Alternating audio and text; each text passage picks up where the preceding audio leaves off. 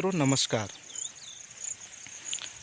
जिस तरह दुनिया में एक ही विज्ञान है, चाहे अमेरिका का हो, चाहे भारत का हो, चाहे चीन का हो, चाहे जापान का हो, चाहे इंडोनेशिया, ऑस्ट्रेलिया, यूरोप, कहीं का भी हो, अगर हम विज्ञान के कोई सिद्धांत की बात कर रहे हैं तो दुनिया का सिर्फ एक ही विज्ञान है।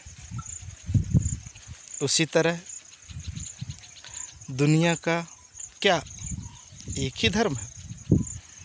दुनिया में हम जानते हैं कि बहुत सारे धर्म हैं। हिंदू है, मुस्लिम है, सिख है, ईसाई है, पारसी है और बहुत से धर्म हैं। तो क्या ये धर्म अलग अलग है या ये धर्म भी मूल रूप से एक ही बात करते हैं? इसी की उत्तर आज तलाशने की कोशिश करते हैं। इसके लिए सबसे पहले चलते हैं भारत के पौराणिक इतिहास में। पौराणिक काल में बहुत से महान देव हुए हैं, देवियाँ हुई हैं, जैसे कृष्ण हैं, राम हैं, शिव है।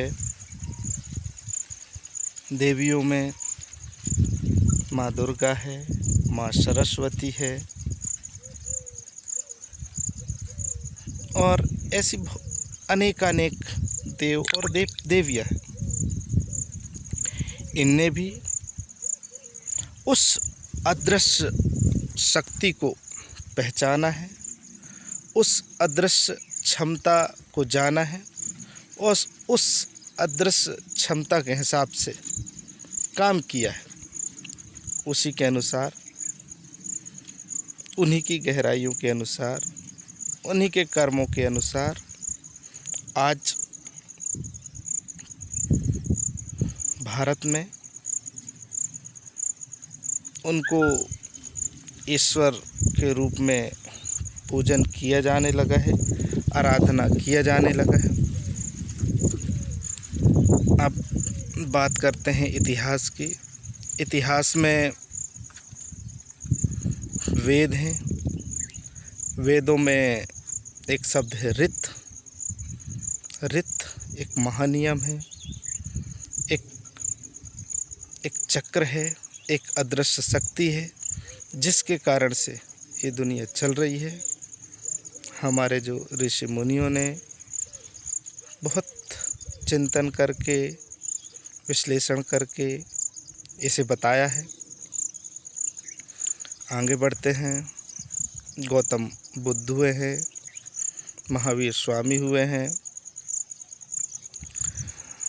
जीसस हुए हैं, जरथुस्त्र हुए हैं, मोहम्मद साहब हुए हैं, नानक हुए हैं, कबीर हुए हैं, ओशो है, जय कृष्ण मूर्ति है, सद्गुरु है।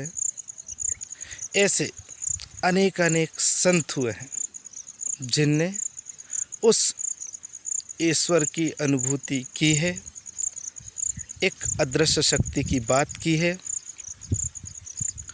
उसी को ही भगवान कहते हैं, उसी को ही परमात्मा कहते हैं, उसी को ही परमेश्वर कहते हैं, उसी को ही कैवल्य कहते हैं, उसी को निर्वाण कहते हैं और अनेक नाम हैं उस परम शक्ति के।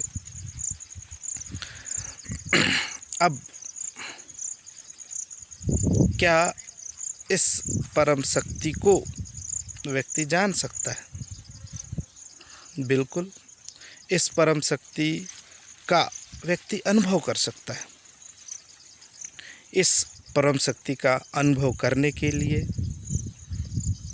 सभी लोगों ने मार्ग सुझाया है। श्री कृष्ण ने गीता के माध्यम से बताया है कि कैसे एक व्यक्ति उस ईश्वर का अनुभव कर सकता है।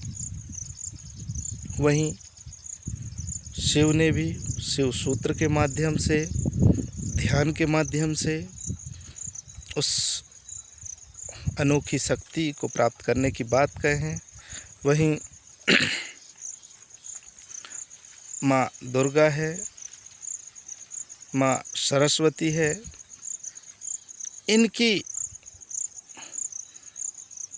इनकी शिक्षाओं से भी हम उस परम शक्ति को जान सकते हैं। वहीं इस परम शक्ति को जानने के लिए जो मार्ग है उसकी चर्चा करते हैं। पहला मार्ग है कि आप अपने शरीर और आत्मा को अलग करके देखिए। जनरली देखा यह जाता है कि व्यक्ति सोचता है कि सिर्फ मैं हूँ, मेरा शरीर है, ठीक, मैं हूँ, बस, कोई आत्मा नहीं है। अधिकतर लोग ऐसा मानते हैं। पर आप देखेंगे कि आपका शरीर है, आपके शरीर में कांटा चुभ जाता है। कांटा चुभ गया, दर्द किसको हुआ? अधिकतर लोग कहते हैं कि दर्द शरीर को हुआ। चलिए मान लें कि दर्द शरीर को हुआ, फिर व्यक्ति मर गया, उसको कांटा चुभाइए, उसको जला दीजिए, क्या उसको दर्द होता है? आपका उत्तर है नहीं। क्यों नहीं? क्योंकि व्यक्ति में कुछ चीज़ था जो चला गया, अब वो चला गया, इसके वजह से उसको दर्द का, उसको जलने का एहसास नहीं हो रहा है। तो वो चीज़ है क्या? ठीक, हमारे महर्षि, हमारे मुनि, हमारे संत उसको आत्मा कहते हैं। जिस तरीक़ा से एक व्यक्ति की आत्मा है, उसी तरीक़ा से ये पूरी जगत की भी आत्मा है। जब सभी आत्माएं मिल जाती हैं और एक हो जाती हैं, जो एक है, आपको जो विधियां हैं करेंगे तब समझ में आएगा कि वही परमात्मा है। अब आप अपने शरीर और अपने आत्मा को अलग करके देखिए। शरीर के प्रति जागृत होइए। शरीर क्या करता है?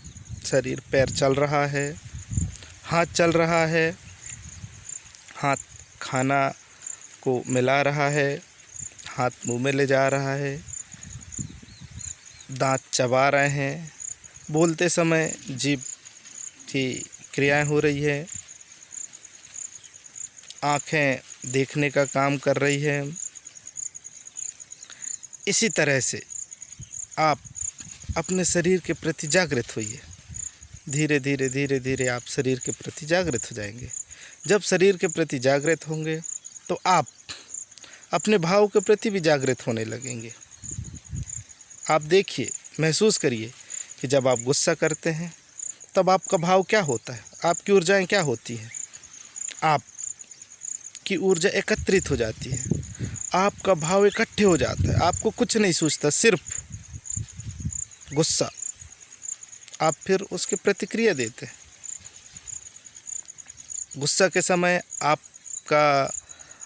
संकुचित हो जाते हैं। वहीं जब आप प्रेम करते हैं, आप करुणा करते हैं, तब आपका शरीर है विस्तृत होता जाता है, फैलता जाता है। आप मेरी बातों को सुनते सुनते आप अनुभव भी कर सकते हैं। इस तरीक़ा से आप अपने शरीर और अपने भाव के प्रति जागृत होंगे। आप देखेंगे कि धीरे धीरे धीरे धीरे आपको एक अदृश्य शक्ति का एहसास होने लगा है, आप में परिवर्तन होने लगा है। आप अपेक्षाकृत ज़्यादा खुश रहने लगे। आपके काम की जो गुणवत्ता है कुछ ज़्यादा अच्छे से होने लगी है। अब दूसरी बात करते हैं ध्यान की बात। भगवान शिव है, उनने भी ध्यान का मार्ग दिया है। वहीं गोरखनाथ हैं, ओशो हैं, जे कृष्णमूर्ति हैं, बुद्ध हैं, इन लोगों ने भी ध्यान का मार्ग दिया है। ध्यान क्या है? ध्यान को जनरली लोग कहते हैं कि बैठकर एकाग्र होना, किसी चीज़ के प्रति ध्यान लगाना, यही ध्यान है। ध्यान यहीं तक सीमित नहीं है, ध्यान और आगे है। आप देखेंगे कि मैं खाना खा रहा हूँ तो लोग क्या कहेंगे? माँ कहेगी ध्यान से खाना, कहेगी ध्यान से जाना, ध्यान से पढ़ना, ध्यान से लिखना। आखिर ये ध्यान क्या है जिसको हर जगह लगाया जा रहा है? ठीक, इस ध्यान के प्रति जागृत होइए। अब बात करते हैं जे कृष्णमूर्ति और ओशो के बारे में। इनने जो ध्यान की विधि दी है, इनकी ध्यान की विधि अनुसार हम अपने आप को, हम बैठ जाएं या हम लेट जाएं और शांत हो जाएं। शांत होके हम सिर्फ अपने विचारों को देखें। विचारों का दमन नहीं करना है, विचारों को खींचना नहीं है, विचारों को देखना है। सिर्फ आप विचारों को देखते रहें। विचारों में रस भी नहीं लेना है, चाहे अच्छा विचार हो चाहे कम अच्छा विचार हो। हमको उन विचारों में रस नहीं लेना है, हमको उन विचारों को खींचना नहीं है, हमें उन विचारों को सिर्फ देखना है। आप देखेंगे, देखते देखते देखते देखते आपका चित्त शांत हो जाएगा। धीरे धीरे आपका चित्त शांत होगा, आप खुश रहेंगे। आपके अंतर मन से कुछ आवाज़ें आने लगेगी, आप अपने अंदर अनुभव महसूस करने लगेंगे। धीरे धीरे धीरे धीरे इस अनुभव को आप बढ़ाएंगे, आप उस परमेश्वर का अनुभव करने लगेंगे। अब बात करते हैं प्रेम के मार्ग का। बहुत सारे सूफी संत हैं जिनने प्रेम का मार्ग दिया है। हमारे यहाँ मीरा, रैदास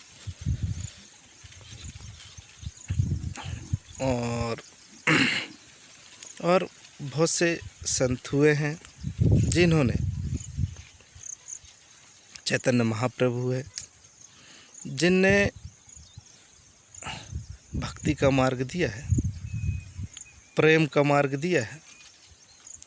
आप अपने अंदर प्रेम लाइए, प्रेम को बढ़ाइए, प्रेम का वृक्ष बनाइए।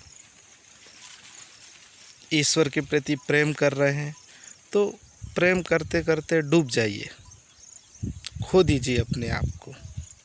वहीं आप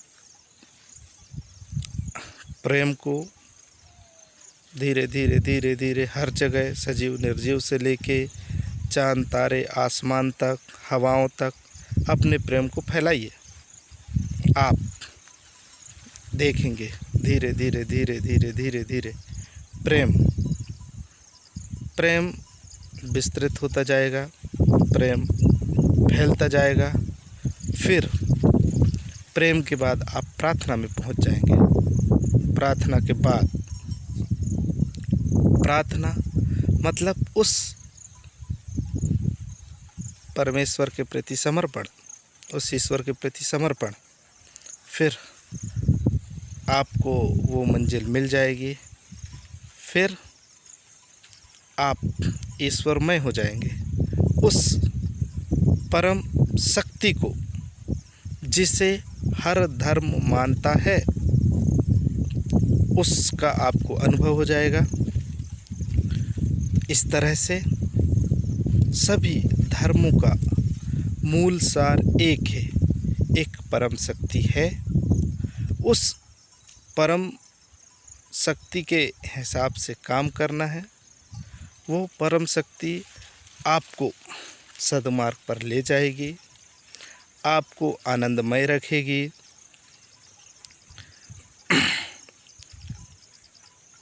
आशा है आप भी उस परम शक्ति का अनुभव करेंगे, खुश रहेंगे।